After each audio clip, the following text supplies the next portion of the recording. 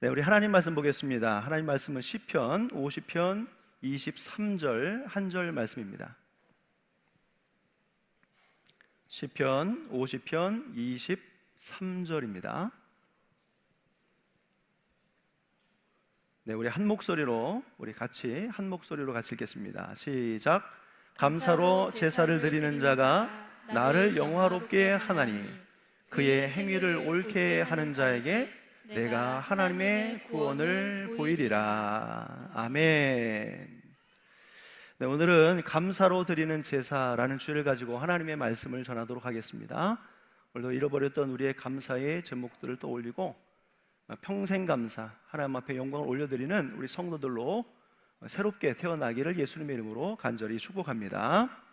자, 예수님을 믿고 달라지는 것 중에 하나가 있다면 그것은 바로 감사가 회복이 된다는 것입니다. 처음 만나는 분들인데도 불구하고 그분 입술에서 감사라고 하는 단어가 많이 나오면 저는 이분이 성도가 아닐까라는 그런 생각을 하게 돼요. 특별히 분명히 우리가 볼 때도 어려운 상황임에도 불구하고 감사하다라고 하는 말을 거듭 하는 분들을 보면 더 그렇습니다. 모든 일에 감사하려고 생각하고 말하고 행동하는 사람들이 바로 하나님의 사람이기 때문에 그렇습니다. 범사에 감사하라라고 하는 말씀을 삶으로 실천하려고 하는 사람이 바로 하나님의 사람입니다. 자, 우리는 기쁠 때, 좋을 때, 잘 될 때 감사하는 것은 물론이고 안 좋을 때, 슬플 때, 고난 중에 만나 힘든 상황 중에도 감사를 잃지 말아야 하는 것입니다. 왜냐하면 우리가 범사에 감사하며 사는 것이 하나님의 뜻이기 때문에 그렇습니다. 그럼 노르웨이에 내려오는 전설 중에 이런 이야기가 있습니다. 옛날에 사탄이 지구에 내려와서 창고를 짓고 각종 씨앗을 저장했다고 합니다. 자, 그 창고 안에 사탄이 불평이라는 씨앗, 미움이라는 씨앗, 시기, 질투, 다툼, 분쟁, 짜증, 불만, 좌절, 낭망, 염려, 불안, 두려움, 이러한 씨앗들을 창고에 가득 저장해 놓고 이제 마을마다 다니면서 씨를 뿌리게 되었습니다. 자, 뿌리는 마을마다 씨앗이 아주 잘 자라게 되었어요. 분쟁의 씨를 뿌렸더니 얼마 가지 않아 평화로운 마을도 다툼이 발생을 했습니다.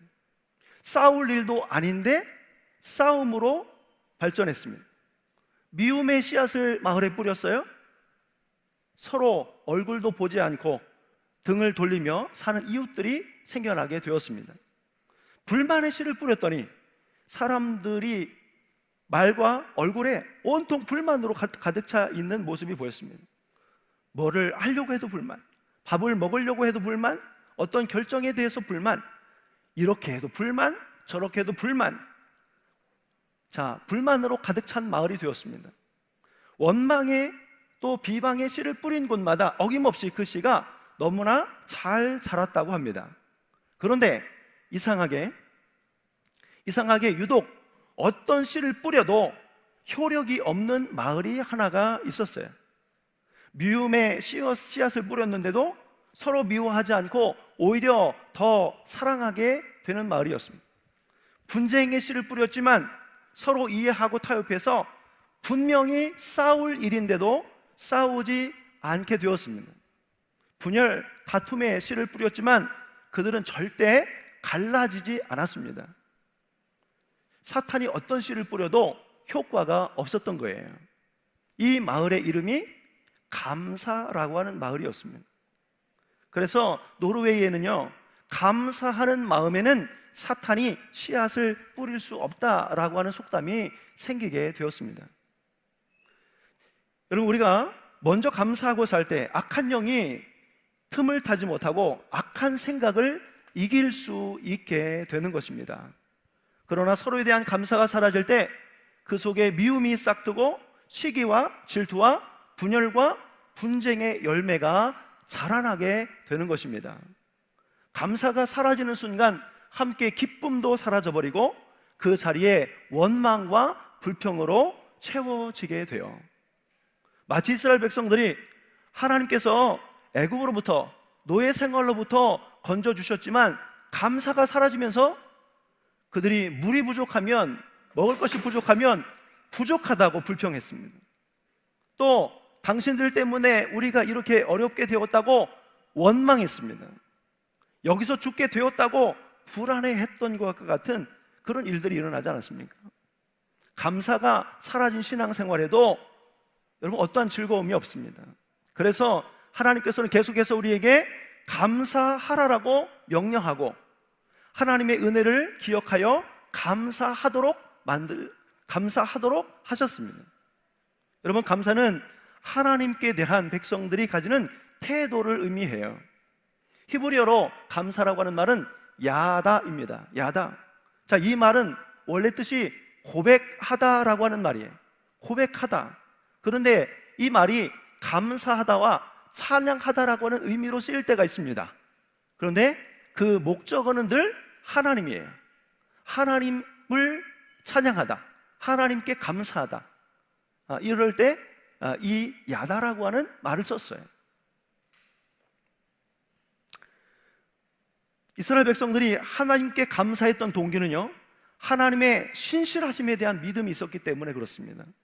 하나님이 선하시기 때문에, 인자하시기 때문에, 곧 하나님께서 내가 원하는 그 무엇을 해주시고 안 해주시고를 떠나서 하나님이 선하셔서 감사하고 그 인자하심이 영원하시기 때문에 감사를 드렸어요.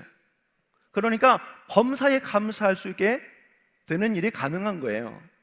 여러분, 신약 성경에서도 쓰인 감사는 교회에 주신 하나님의 은혜에 감사하고, 믿음이 세상에 전파된 것이 감사하고, 성도들이 믿음을 받아들인 것이 감사할 때 이 말을 썼어요. 곧 하나님이 교회에 주신 은혜와 그리스도의 복음이 세상에 전해져 사람들이 믿게 된 것이 감사의 가장 중요하고 큰 내용이었습니다. 여러분, 이쯤에서 우리는 지금 무엇 때문에 감사하고 있고 무엇 때문에 감사가 나오지 못하고 있는가를 살펴볼 필요가 있어요. 어떻게 보면 우리가 마땅히 감사할 수 있는 일들을 감사하지 못하고 나에게 주신 것만 생각하고 있지 않은가 하는 것입니다. 재물, 건강, 자녀, 성공과 성장, 원하고 바라던 목적하던 것들이 이루어질 때 이것이 없으면 하나님에 대한 감사의 내용이 생각나지 않지 않습니까? 오늘 본문 말씀 시편 50편 23절에서 말씀은 감사의 제사를 하나님 앞에 올려드리라고 하였습니다. 감사로 제사를 드리는 자가 나를 영화롭게 하나니 그의 행위를 옳게 하는 자에게 내가 하나님의 구원을 보이리라. 여러분, 하나님은 감사의 제사를 드리는 자가 나를 영화롭게 한다고 인정해 주셔요. 이들에게 하나님의 구원을 보일 것이라고 말씀하고 계십니다. 여러분, 감사의 제사란 무엇일까요? 여러분, 제사라고 하는 말은 회개하는 표시의 제물이나 감사의 예물을 하나님 앞에 드리는 의식을 이야기합니다. 제사에는 반드시 감사의 마음과 삶이 들어가야 되는 겁니다. 그래서 시편 51편 17절의 말씀이 이렇게 되어 있어요. 하나님의 구하시는 제사는 상한 심령이라. 제사 가운데 마음을 드리라는 거예요. 로마서 12장 1절에 너희의 몸을 하나님이 기뻐하시는 거룩한 산 제물로 드리라. 이는 너희의 드릴 영적 예배니라. 산 제사로 드리라고 하는 말은요, 우리의 삶을 그대로 하나님 앞에 올려드리라라고 하는 말이에요. 먼저 저는 여러분들이 감사의 기도를 하나님 앞에 올려드리기를 권합니다. 빌립보서 4장 6절 7절 잘 아는 말씀 읽어드릴게요. 아무것도 염려하지 말고 다만 모든 일에 기도와 간구로 너희 구할 것을 감사함으로 하나님께 아뢰라. 감사함으로 하나님께 아뢰야 돼요.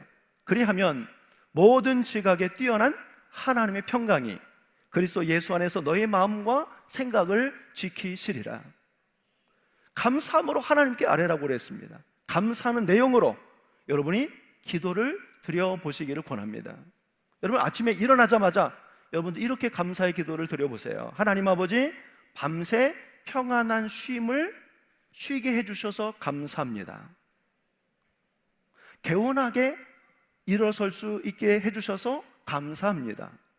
오늘도 살아갈 날을 허락해 주셔서 감사합니다. 해야 할 일이 있고 만날 수 있는 사람이 있어서 감사합니다. 부족하지만 저를 써주셔서 살게 해주셔서 감사합니다.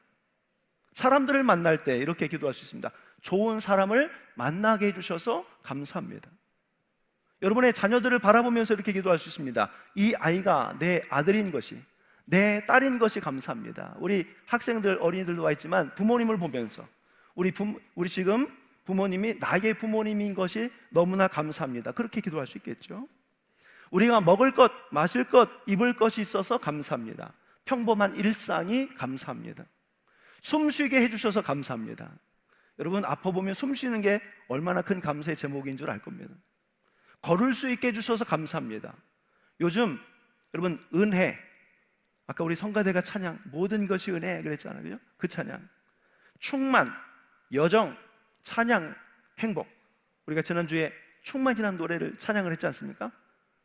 난 예수로 충만하네, 그 찬양. 이 주옥 같은 찬양을 작사 작곡한 손경민 목사님의 찬양이 저는 요즘에 큰 은혜가 되는 것 같아요. 여러분, 손경민 목사님은요, 모태신앙으로 어릴 적 아버지가 집을 나가셔서 어머니가 두 자녀를 키우셨어요. 어머니가 얼마나 고생하셨겠습니까? 어머니가 고생하는 모습을 보고 조금이라도 돕기 위해서 어릴 적부터 신문 배달, 각종 배달과 구두 닦기를 하면서 어렵게 살아가셨어요. 그러다가 커서 사역자가 되어 하나님의 부름을 받았어요. 자, 오늘 감사주일을 맞이해서 저는 손경민 목사님의 감사라고 하는 찬양을 하고 싶었는데, 아직 너무 보편적이지 않아서 여러분들이 조금 어려워하실 것 같아서 내년에는 꼭 이 찬양으로 감사 절기를 이 결단 찬양으로 좀 했으면 좋겠어요. 그런데 목사님이 이 감사 이 찬양과 관련해서 한 간증이 있었습니다. 그럼 목사님이 2014년도에 데살로니가 5장 18절의 말씀을 읽고 묵상하는 중이었습니다. 데살로니가전서 5장 18절이 뭐죠? 범사에 감사하라, 이것이 그리스도 예수 안에서 너희를 향하신 하나님의 뜻이니라. 이 말씀을 가지고 묵상하고 있었어요. 이 말씀을 붙잡고 성도가 할 수 있는 일이 무엇인가, 감사가 무엇인지 묵상하고 있었습니다.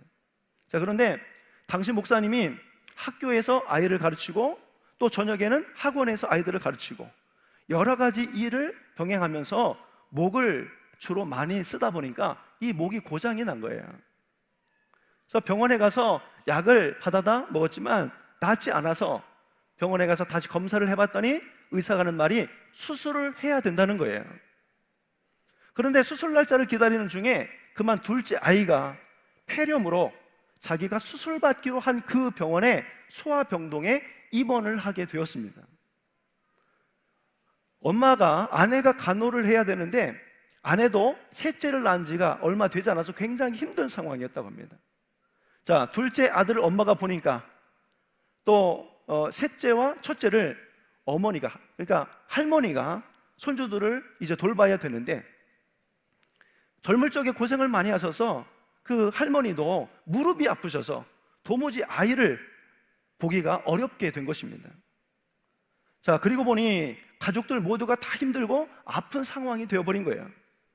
그래서 목사님이 너무 힘겨워서 주차장에서 잠시 지친 몸을 쉬고 있는데 자기가 만든 노래인데 지선 사역자가 부른 이 감사 찬양이 들려오게 되었어요. 오늘 숨을 쉬는 것 감사, 나를 구원하신 것 감사, 오늘 숨을 쉬는 것 감사, 이렇게 된 거예요. 내 뜻대로 안 돼도 주가 인도하신 것 모든 것 감사, 내게 주신 모든 것 감사, 때론 가져가심도 감사, 내게 고난 주셔서 주 뜻 알게 하신 것 모든 것 감사, 항상 주 안에 있음 감사, 참된 소망 주심도 감사, 나 같은 사람도 자녀 삼아 주신 것 감사, 주님 감사해요, 주님 감사해요, 내가 여기까지 온 것도 은혜입니다, 주님 감사해요, 주님 감사해요, 나를 사랑하신 주 사랑 감사합니다. 이런 찬양이에요. 이 찬양이 목사님의 귀에, 자기가 만든 노래인데, 자기가 만든 찬양인데 그 찬양이 자기의 귀에 들리는 거예요. 그러면서 마음에 이 감동이 생겼습니다. 나는 지금 살아있고 우리 아이도 숨을 쉬고 있는데 왜 내가 낙심하고 있지? 이런 마음이 들었다고 합니다. 하나님께서 지금도 인도하고 계심을 확신하고 있는데 나는 내 앞에 있는 어려움만 바라보고 있지 않는가? 때론 가져가심도 감사라고 해놓고서 왜 그렇게 살지 못했지? 하면서 회개의 눈물이 터져 나오기 시작했어요. 그러면서 기도했습니다. 주님, 죄송합니다. 내가 먼저 감사하지 못하고 가사대로 살지도 못하면서 감사라고 하는 곡을 쓰고 있었습니다. 감사를 찾으려고 노력하지도 않고 환경만 보고 낙심하고 있었습니다. 제가 먼저 감사하겠습니다. 여기까지 온 것도 주님의 은혜입니다 하면서 이렇게 고백하고 기도를 드렸습니다. 자, 기도를 마쳤습니다. 어떤 변화가 있었을까요? 목사님의 목에 있던 병이 나았을까요? 어머니의 무릎이 깨끗하게 나았을까요? 아들이 나았을까요? 그런 일은 일어나지 않았습니다. 그런데 아무것도 변한 것이 없는데 무엇이 변했는가? 목사님이 이렇게 고백을 했어요. 저의 마음이 변했습니다. 저의 마음이 변했습니다. 감사 기도를 마친 이후에 저의 마음이 변했다라고 고백을 하셨어요. 여러분, 감사의 기도는 여러분의 마음을 바꾸어 줄 것입니다. 또한 감사의 삶을 살아보시기를 축복합니다. 지난주에 여러분 주보와 함께 별주로 감사 제목을 적어보도록 드렸는데, 우리가 올해 지나오면서 얼만큼 하나님의 은혜 속에서 살았는지 되돌아보고 감사하는 마음을 갖고자 한 것이에요. 여러분, 받자마자 어떤 생각을 하셨나요? 올해가 특히 경기도 안 좋고 사업하시는 분들은 주문 양도 많이 줄고 일은 바쁘고 점점 힘들어지고 사람들은 또 힘들게 하고 수익은 줄어드는데 쓸 것은 많아지고 아이들은 아프고 부모님들은 편찮으시고, 그래서 감사할 것이 없었다고 생각하시고 쓰기를 포기하셨습니까? 여러분, 집에 가셔서 생각해 보시고 기록하신 분들은 느끼셨을 거예요. 올해도 감사한 일이 많이 있었다는 것을 성령께서 생각나게 해주시지 않으셨습니까? 여러분, 저는 매주일 헌금을 정리하고 나면 재정부에서 헌금 봉투를 저에게 가져다 주십니다. 누가 헌금을 했나 안 했나, 얼마큼 했나 확인해 보라고 가져다 주는 것이 아니고 그 헌금 봉투를 제가 보관을 해야 되는데 제가 꼭 확인하는 것이 있습니다. 그것은 바로 성도님들이 감사 예물을 드릴 때 거기에 적어 있는 글이에요. 글. 이분들이 어떤 것에 대해서 감사하여 예물을 드렸는가, 또 어떤 소망을 가지고 드렸는가, 그것을 보면서 저는 알게 됩니다. 그것을 보면서 잠시지만 성도님을 위해서 기도하는 시간을 갖습니다. 그런데 어떤 때 보면 적은 감사의 내용이 참 재미있을 때가 있어요. 몇 가지만 소개해 드릴게요. 어떤 아이는 이렇게 했어요. 짜장면을 먹게 해주셔서 감사합니다. 짜장면 먹게 해주셔서 감사하다고 그랬어요. 또 그 아이 중에 하나는 또 10살 되게 해주셔서 감사합니다 이렇게 적었어요. 10살 되게 해주셔서. 여러분, 짜장면 먹으면서 감사하다는 생각 어떻게 좀 하셨나요? 40이 되고 50이 되면서 감사하다는 생각 하셨어요? 또 어떤 이는 이렇게 했어요. 아빠가 아무개, 엄마가 아무개. 그러니까 이름이 적혀 있었어요. 아빠가 누구, 엄마가 누구 이어서 감사합니다. 너무 멋있지 않나요? 네. 너무 멋있어요. 한 번은 이렇게 감사의 제목이 올라왔어요. 하나님 아버지 감사합니다. 첫 직장 휴가를 나와서 온 가족이 모여 이곳 자카르타 늘 푸른 교회에서 예배 드릴 수 있음에 감사합니다. 시간이 지날수록 늘어가는 주름살과 약해지는 기력들, 자식으로서 늘 죄송스러운 마음이지만 함께 보내는 시간만큼 마음을 표현할 수 있어서 기쁘고 감사합니다. 감사한 건 봉투에 그렇게 적으셨더라고요. 많은 분들이 감동적인 감사의 내용을 적으셨지만 많이 소개하지 못하는 것이 아쉽습니다.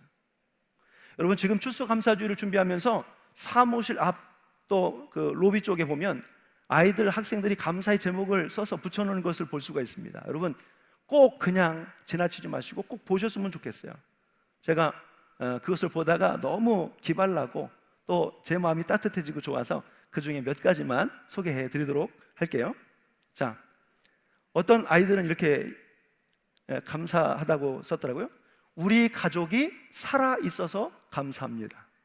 가족이 살아있어서 감사하다. 요즘 전쟁이 많으니까 우리 잘못하면 죽을 수 있었는데 살아있으니까 감사하다, 그렇게 생각하는 것 같아요. 또 어떤 아이는 누나의 사춘기가 아주 조금 사라져서 감사합니다, 있었어요. 또 어떤 어린이는 아주 뭉퉁그려서 다 감사합니다, 다 감사하대요, 다. 네. 자, 이거 아이가 쓴 것 같은데요, 아이들이 또 이렇게 했었어요. 아파트를 주셔서 감사합니다. 아파트를 주셔서 감사하대요. 이것도 제가 볼 때 아이가 쓴 건데 이렇게 써 있어요. 하나님, 저의 집을 49평으로 해주셔서 감사합니다. 재밌죠? 교사 선생님은 우리 사랑스러운 몇 학년 친구들과 함께 할 수 있어서 감사합니다. 사랑하는 우리 어린이부 선생님들과 동역하게 해주셔서 감사합니다. 늘 기쁨과 감사로 채워주시니 감사드립니다, 이렇게 쓰셨고, 또 어떤 사람은 저에게 가족을 주셔서 감사해요, 저에게 평화를 주셔서 감사해요, 동물을 주셔서 감사해요, 저를 주셔서 감사해요, 헷 이렇게 써 있어요. 헷. 자, 제가 여러분께 말씀드리는 것은 또 이유가 있는데 이걸 누가 썼을까 한번 생각해 보세요. 하나님, 저를 만들어 주셔서 감사합니다. 저를 만들어 주셔서 감사합니다. 대부분 모르겠는데 여러분, 우리 교회에 한우주라는 어린이가 있습니다. 우주. 세상 모든 마음을 누가 창조하셨어요? 하나님이. 근데 우주가 하나님 저를 만들어 주셔서 온 세상 만물을 창조해 주셔서 감사합니다. 저는 그렇게 들렸어요. 저에게 가족을 주시고 평화로운 가정을 만들어 주셔서 감사합니다. 앞으로도 항상 저를 행복하게 해주세요. 인도네시아에 오게 하시고 늘 푸른 교회를 섬길 수 있게 하심을 감사드려요. 이렇게 감사 제목을 적으신 분들도 계셨습니다. 여러분, 어떻습니까? 감사의 제목들을, 내용들을 듣고 있으니 여러분 속에서 힘이 나지 않으세요? 마음의 기쁨이 회복이 되지 않습니까? 하나님도 똑같으실 것 같아요. 하나님도 여러분들이 감사의 제목을 올려드릴 때 그 감사의 제목을 들으시면서 하나님께서 흡족해 하실 것 같다는 마음이 들었어요. 여러분, 왜 우리가 지금 기쁨을 잃어버렸습니까? 왜 의욕을 잃어버리셨나요? 마음이 왜 무겁습니까? 혹시 감사를 잃어버렸기 때문이 아닐까요? 감사가 사라진 곳에 사탄이 씨를 뿌려서 자라고 있지 않습니까? 그리고 그것이 우리의 삶을 완전히 덮어버리지 않았습니까? 오늘 추수감사주의를 시작으로 다시 하나님께 감사의 기도를 드릴 수 있기를 바랍니다. 하나님께 감사의 삶을 올려드릴 수 있기를 바랍니다. 곧 감사의 제사가 회복될 수 있기를 바랍니다. 날마다 감사한 일을 생각하고 상상하고 작은 것에도 감사하고 무슨 일을 만나도 선하게 역사하실 하나님을 신뢰하면서 하나님 앞에 감사하십시오.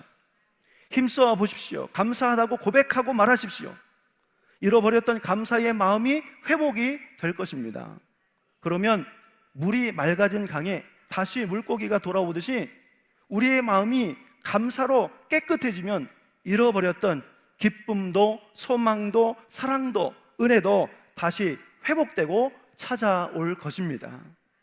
여러분이 서 있는 자리가 낙심하는 자리가 되지 않기 바랍니다. 절망하는 자리가 아니라, 불행하고 슬픈 자리가 아니라 은혜가 넘치는 자리가 될 것입니다. 우리의 삶을 감사의 제사로 드려 감사의 제사를 올려드리는 늘 푸른 교회 모든 성도들이 되시기를 예수님의 이름으로 간절히 축원합니다. 기도하겠습니다.